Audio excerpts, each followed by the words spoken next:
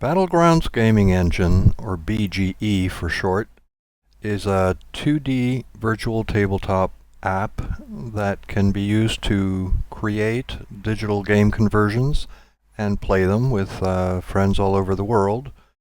You just hook up online or over a LAN. And I just want to do a quick introduction to the system. As you can see, it's pretty bare bones interface, the elements that you can see. There's the Battlegrounds button, which can pull up a menu, and a roll dice macro button. And you can even hide that so that basically you've got no interface. And that's by design. The whole idea is to increase the immersion, to focus on the game itself and not on the app's interface. And let me show you how quick and easy it is to put a game together. Typically in a board game you're going to have a game board. So let's load game board. So I'm going to select this black and white checkerboard. Now it's not the right size.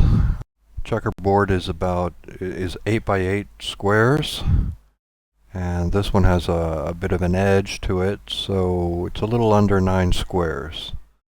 So let's say set the width and the height, and I don't know, let's make it a bit bigger.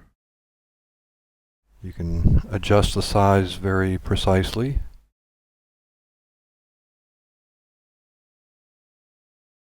And as you can see, it's not lining up to the grid right away because of the frame along the edges.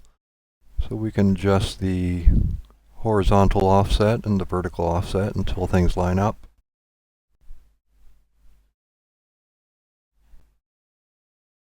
And now we're going to start placing game components on here. I'll zoom out a little bit so you can see the whole board. To place a game component, you just double click on the game board and say place component. Wooden checkers. I've got 2 tones here. So you can adjust the size of components, but I'm pretty happy with the 50%.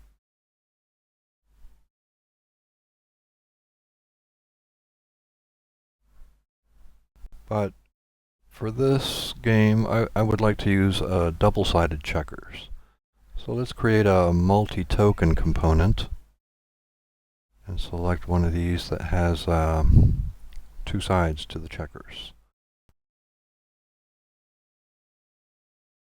This one here has a regular side and a side with a crown on it. Go ahead and create that. And now I can toggle between them with a hotkey. Now, see there's a zoomed in image for selected game components. We're not going to need that for this checkers game. So I'm going to disable the portrait feature. Now you can select it and nothing appears up here. Now notice it's not perfectly centered in the square. That's because this graphic has a bit of a drop shadow that expands the right edge and the bottom edge a bit. So we want to center it. Let's edit the component. That brings up this panel, and here we can set horizontal and vertical offsets. Tweak it until it's properly centered. Alright, so -2 and -3. Now let's flip it over and assign the same settings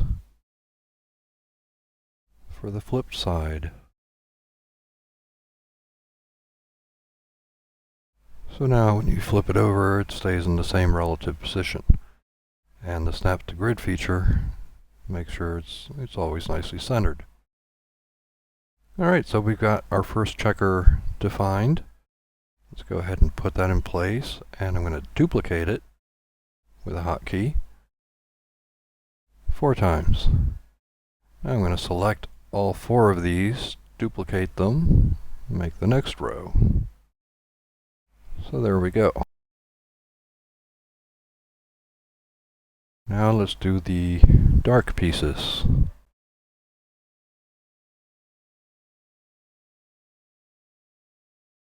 That's these two. And boom, we pretty much got a game of checkers ready to go. And when you're done setting up your game, you can just export the game media. You can give it a password if you want, but I'm not going to.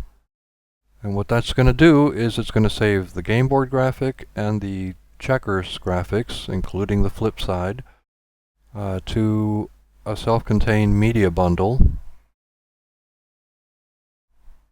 Whoops, I need to save first. Let us call this, well, basic checkers.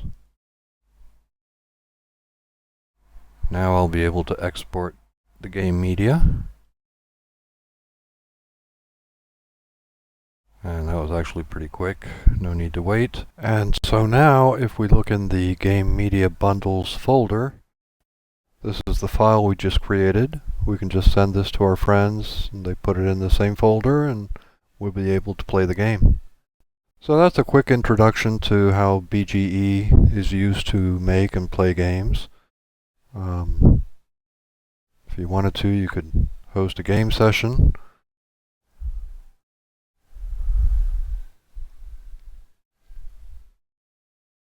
And once your friend joins the session, you'll be able to start the game.